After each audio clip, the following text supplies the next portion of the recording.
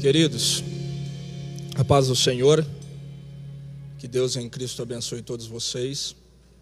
Você que está na sua casa assistindo este culto através das redes sociais, o desejo do nosso coração é que Deus possa visitá-los de maneira especial, de maneira extraordinária, e que Ele possa falar com você através das ministrações, dos louvores, da palavra que já foi ministrada, que a palavra dele possa edificar a sua casa, a sua família, aonde você estiver.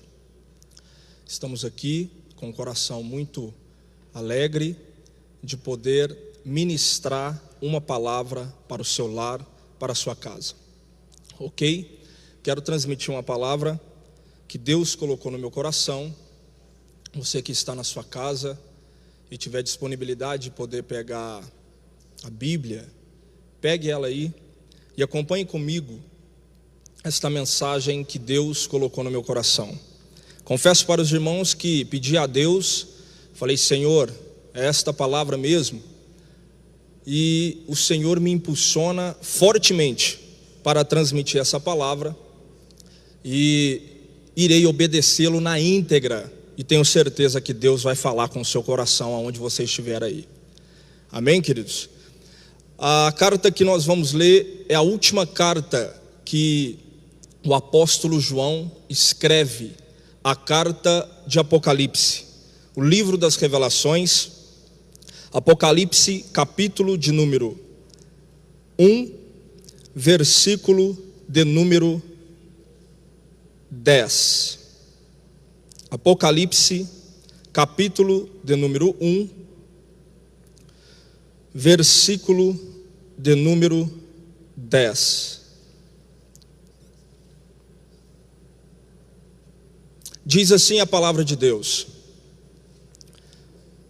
E fui arrebatado em espírito no dia do Senhor, e ouvi detrás de mim uma grande voz como de trombeta, que dizia: O que vês, escreve-o num livro, e envia às 7 igrejas que estão na Ásia: a Éfeso, a Esmirna, a Pérgamo, a Tiatira, a Sardes, e a Filadélfia, e a Laodiceia. E virei-me para ver quem falava comigo, e virando-me vi 7 castiçais de ouro. Queridos, o tema que quero ministrar essa noite para o coração de cada um, e eu sei que essa palavra vai alcançar muitas vidas. O tema que eu quero ministrar essa noite é as leis de um reavivamento. O que acontece? Qual era o cenário que as 7 igrejas da Ásia se encontravam? Por que Jesus se revela ao apóstolo João e envia essa missão para enviar essas cartas para cada uma delas? O que estava acontecendo? Qual era o cenário? Por quê? Eu quero transmitir essa mensagem com a ajuda do Espírito Santo para o coração de cada um de vocês. Em primeiro lugar, eu quero falar sobre as leis de um reavivamento e por que a igreja precisa de um reavivamento nos dias odiernos, nos dias que nós estamos vivendo. Qual é uma das falhas? E o que é ser igreja nos dias atuais?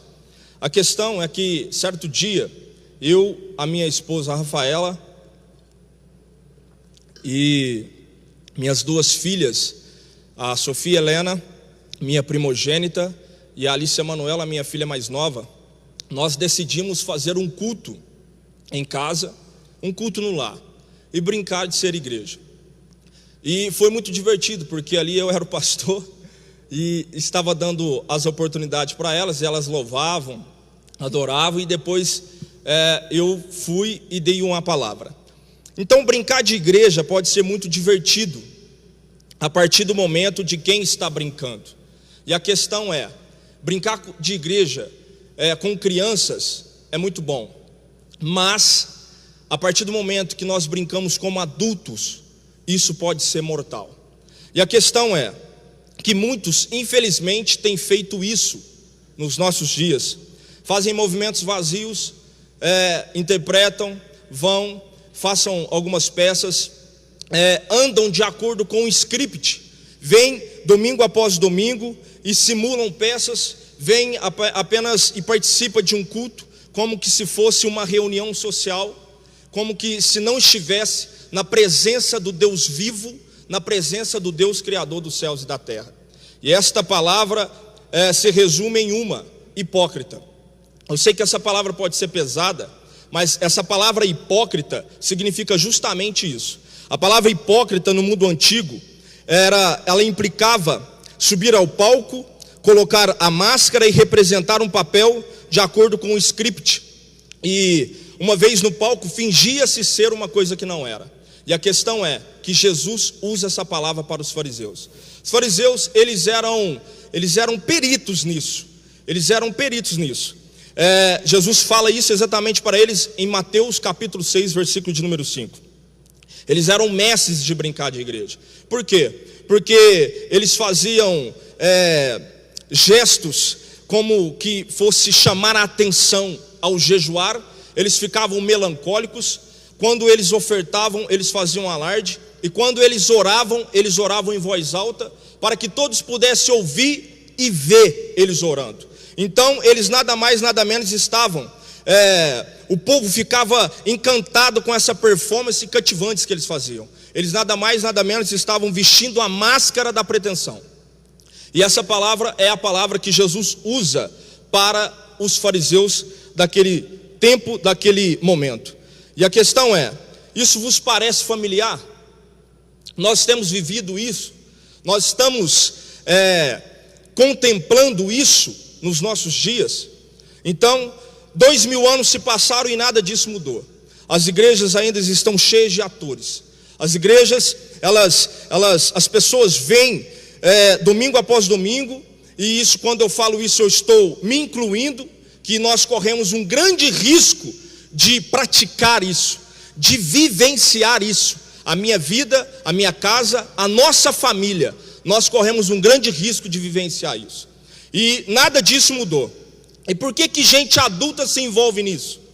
Por que gente adulta se entregam a isso? É simples: porque elas não possuem a coisa real. E colocam máscaras e interpretam os seus papéis.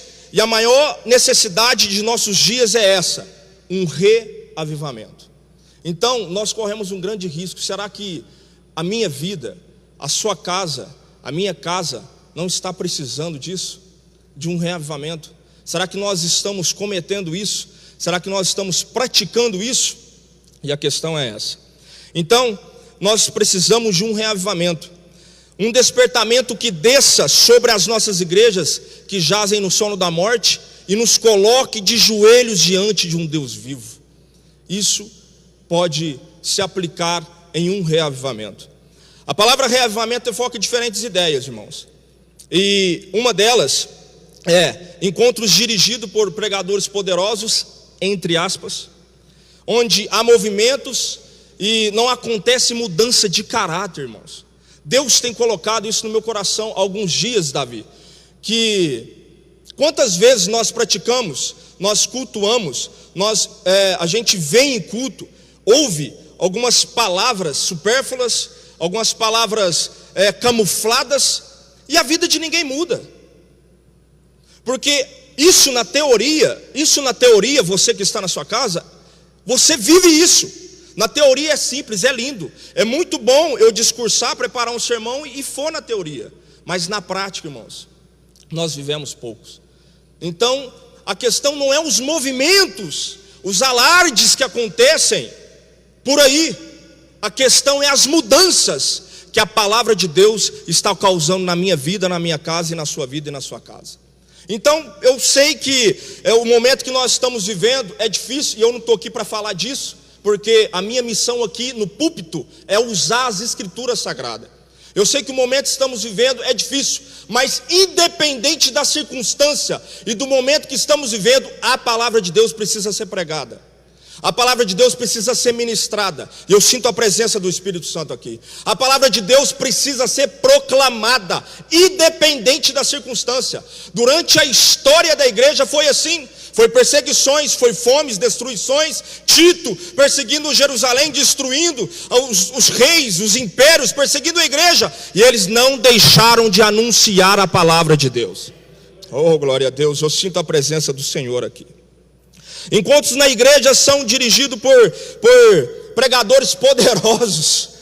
É o culto da personalidade, é o culto da personificação, é o culto da personalidade. É aquele que vai, então nós vamos, porque se for outro eu não irei mais. Não, irmãos, isso é sinal que está clamando que nós estamos precisando de um reavivamento.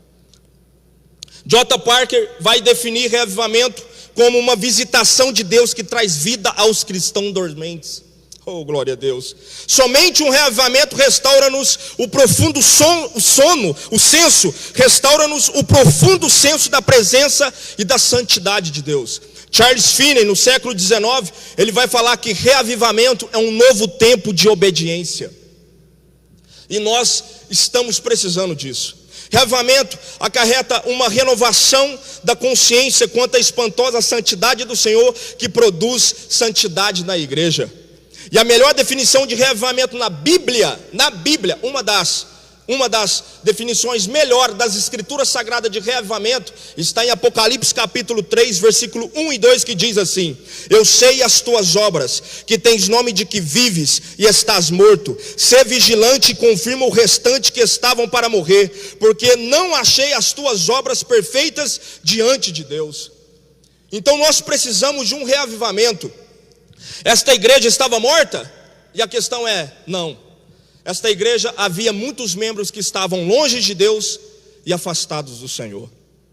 Reavivamento é acordar para Jesus e permitir que Ele restaura o resto das nossas vidas espirituais que restou.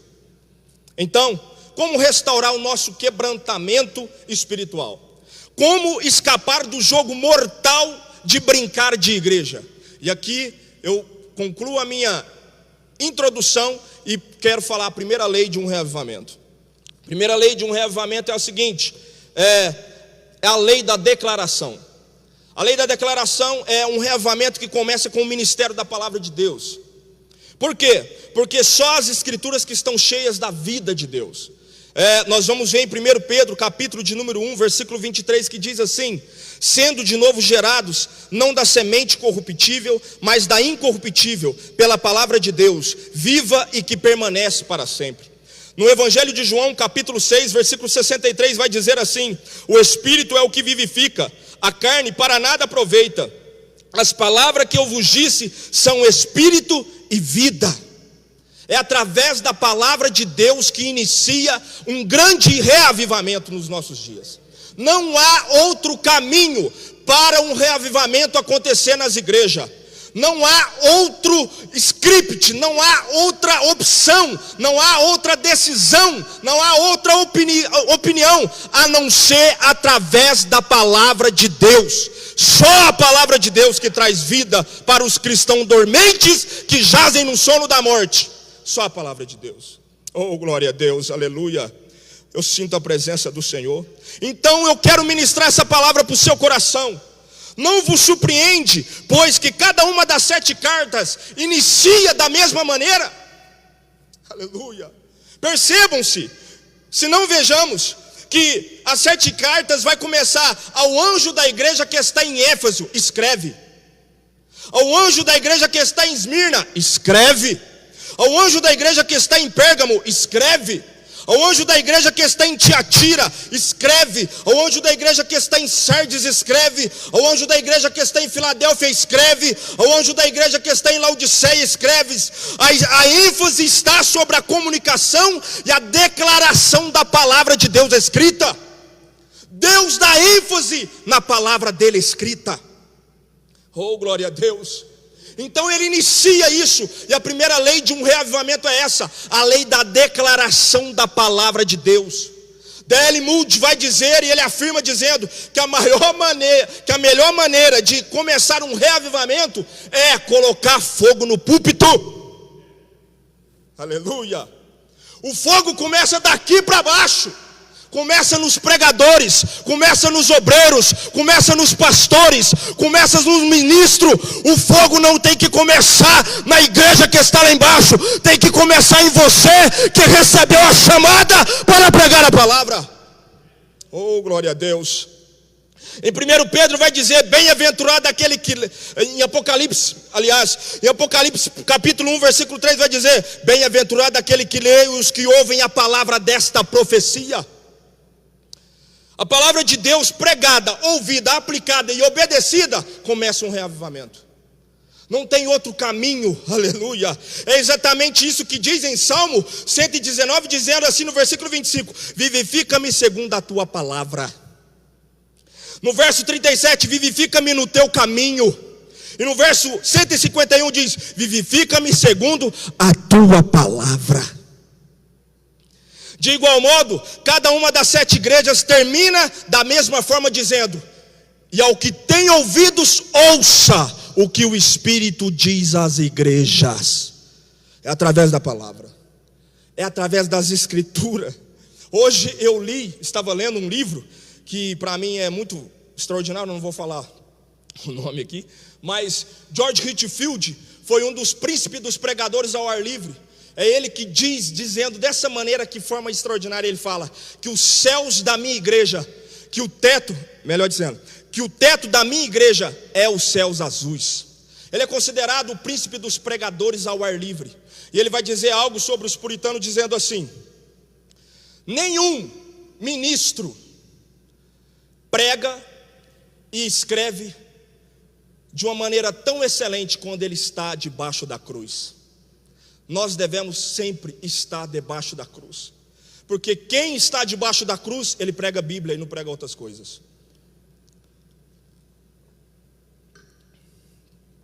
Se as nossas igrejas precisam de um reavivamento, este deve começar pelos púlpitos.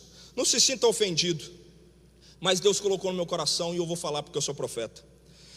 Este foi um apelo de Charles Haddon Spurgeon dizendo, queremos novamente os Luteros, os John Bunners, os Whitefields, os Calvinos, os Armínios. Cadê esses homens que colocavam medo e terror aos inimigos?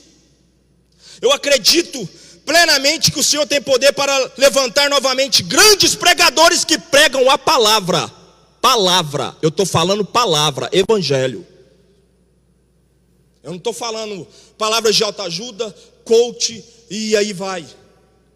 Esses dias para trás, um jovem, eu estava conversando com ele, eu falei para ele, assim, ó, deixa que os coaches falam palavras de autoajuda. Deixa que os televisores falam de coronavírus. Eu não preciso, irmão, não estou aqui para falar disso. Porque se eu quiser ouvir isso, eu ligo o televisor. Eu falei isso para ele, deixa que eles façam o papel deles. E qual é o meu papel? Pregar o evangelho, a palavra de Deus, as escrituras, é o que muda a nossa vida e a minha vida. Isso, eu tenho certeza, que no momento em que uma igreja menosprezar um púlpito, Deus a menosprezará. Porque é a fonte, é onde que sai o poder, é onde que sai a vida, é onde que sai as virtudes de Deus. Aleluia. Quem se revelou a nós foi Deus, não foi nós que conhecemos a Deus através da nossa sabedoria, através da sabedoria humana. O homem só conheceu a Deus porque Deus se revelou, porque se Deus não tivesse revelado, nós nunca conheceríamos a Deus. E como que Deus se revelou a nós? Através de Jesus Cristo. Da onde que partiu o conhecimento de Deus? A partir dele, não partiu de nós, não partiu de você, não partiu de mim. Se dependesse da minha sabedoria, se dependesse da sabedoria humana, nós nunca conheceríamos a Deus. Por isso que em 1 Coríntios, Paulo vai falar que Deus tornou louca a sabedoria deste mundo, porque pela sabedoria do mundo ele nunca conheceu a Deus, mas aprouve a Deus salvar os crentes pela loucura da pregação e salvar a humanidade que estava perdida. Oh, glória a Deus, eu sinto a presença de Deus aqui. Muitas coisas têm sido oferecidas para substituir a pregação, como música, teatro, filmes, movimentos, tem tentado substituir. Não devemos permitir que essas atividades substituam a centralização do púlpito. Sou contra a música? Lógico que não, adoro, amo. Principalmente meu amigo Francesco que tem aqui, que eu admiro ele. Mas isso não intervém, não estou falando disso, mas tem lugares que eles querem substituir. Irmão, pelo amor de Deus, eu ando um pouquinho. Eu não ando muito não, mas eu ando um pouquinho. E eu prego por aí. Irmão, eu fico aborrecido quando eu chego num evento, num culto, prega, ele vai e canta 5, 7 hinos, congresso que, irmão, aí vai dar a oportunidade para a palavra 15 minutos, 20 minutos, 15 minutos. Volto a dizer que a igreja que menosprezar um púlpito, Deus a menosprezará. Ali é o lugar da boca dele para falar com seu povo. Se você menospreza isso, se você menospreza da onde sai a fonte, você está dizendo bem claro com as suas atitudes, opiniões e decisões que a sua prioridade nunca foi a palavra. John MacArthur vai dizer o seguinte: santo homem de Deus, presenteado com a pregação do Espírito de Deus e preparado na palavra, tem o poder incomparável na apresentação da verdade. E eu concluo esse primeiro tópico dizendo que Deus teve apenas um filho e fez dele pregador.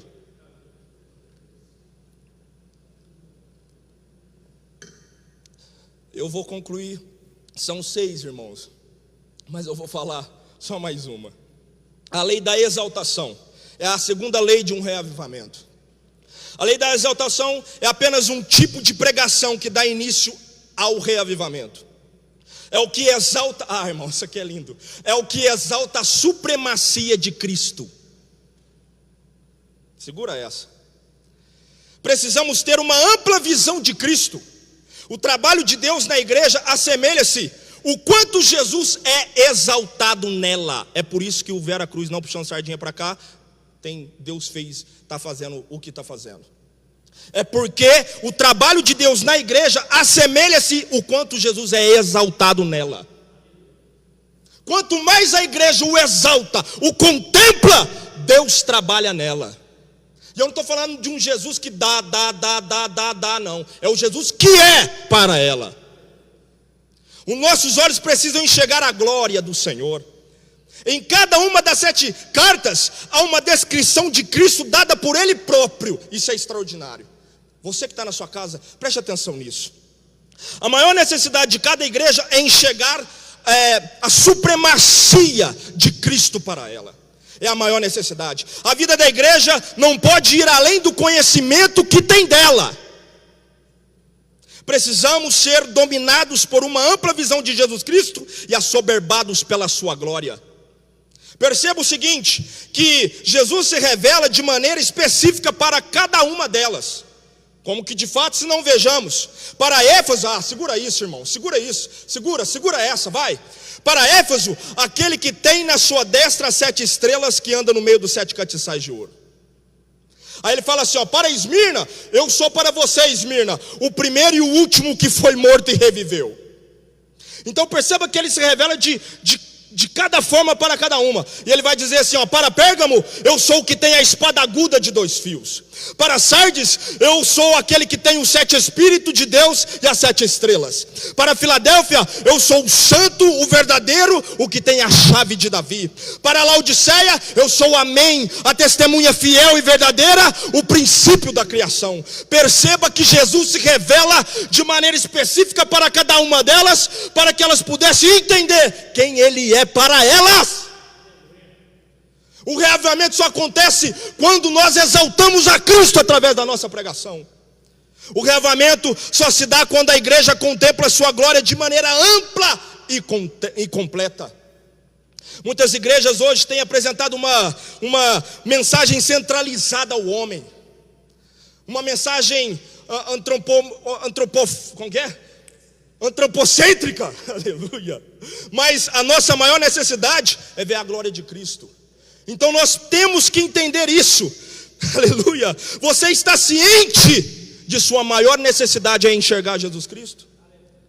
Será que eu estou ciente que a minha maior necessidade é enxergar a glória e o que é Cristo para mim? Qual é o caráter que Jesus precisa imprimir em meu coração? Eu te pergunto, qual é o caráter que Jesus precisa imprimir no seu coração? A nossa vida espiritual só mudará quando contemplarmos o que Ele é realmente para nós. Meu Deus. Ele pode ser para nós, vou concluir aqui, Ele pode ser para nós aquele que anda no meio de 7 catiçais. Ele pode ser para nós o primeiro e o último. Ele pode ser para nós o que tem os olhos de fogo. Ele pode ser para nós o que tem a chave de Davi, o que tem a espada aguda, o que é santo e verdadeiro. Ele pode ser para nós a testemunha fiel. O que Ele precisa imprimir no seu coração, o que Ele precisa mostrar para mim, o que Ele é, qual é o caráter, qual é a visão, qual é a glória que Ele precisa revelar para o meu coração, para a minha casa e para a minha família.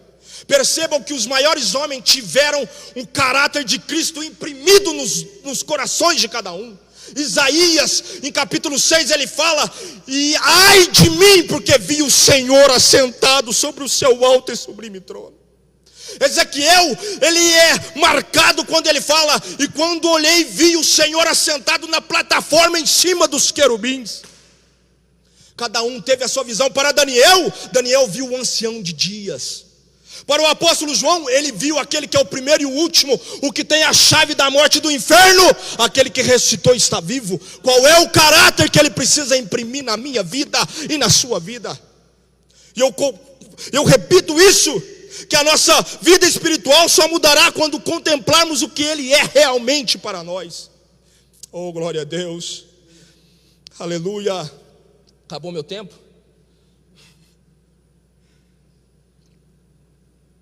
Vou falar a última, que é muito boa.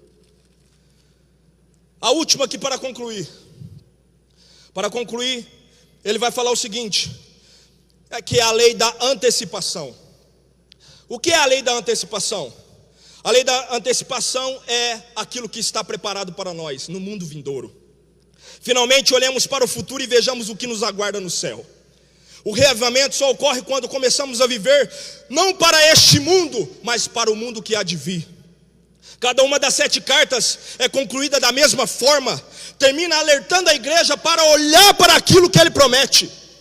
Jesus finaliza cada carta dando uma descrição da glória que espera no céu. Aleluia. Por isso que Paulo vai falar o seguinte, Paulo diz: pensai nas coisas que são de cima e não nas coisas que são da terra. Para Éfeso ele diz assim, presta atenção, estou concluindo. Para Éfeso ele recomenda: ao que vencer, dar-lhe-ei a comer da árvore da vida que está no meio do paraíso de Deus. Para a igreja de Esmirna ele promete: ao que vencer não receberá o dano da segunda morte. Para a igreja de Tiatira ele fala: e ao que vencer e guardar até o fim as minhas obras, eu lhe darei poder sobre as nações, e com vara de ferro as regerá, e serão quebradas como vasos de oleiro. Como também recebi de meu Pai, dar-lhe-ei a estrela da manhã. Para a igreja de Sardes ele endereça esta consolação dizendo: ao que vencer será vestido de vestes brancas, e de maneira nenhuma riscarei o seu nome do livro da vida, e confessarei o seu nome diante do meu Pai e diante dos seus anjos. Para a igreja de Filadélfia ele vai falar assim: ao que vencer eu farei coluna no meu templo do meu Deus, e dela nunca sairá, e escreverei sobre ele o novo nome do meu Deus. Para a igreja de Laodiceia, você que está na sua casa, recebe essa promessa. Ele diz: ao que vencer, lhe considerei que assente comigo no meu trono, assim como eu venci e me assentei no trono do meu Pai. Então a terceira lei de um reavivamento é a lei da antecipação. É a lei daquilo que nos está preparado, é aquilo que está lá na frente. Ah, mas eu estou sofrendo, as adversidades são grandes, as adversidades são avastadoras. Eu quero te dizer uma coisa: tem um céu que te espera, tem uma glória que espera a sua casa, tem uma nova Jerusalém que espera a sua família. Pode sofrer aqui, mas eu trago essa palavra para o seu coração, que um reavivamento só acontece quando nós olhamos para o céu. Eu concluo dizendo que precisamos estar aguardando constantemente a glória do céu. Temos de estar preocupados com a árvore da vida, com o maná escondido, com a pedra branca que tem um novo nome. Afinal, teremos autoridade sobre as nações. A estrela da manhã será nossa. Vestiremos vestes brancas. O nosso nome estará para sempre escrito no livro da vida.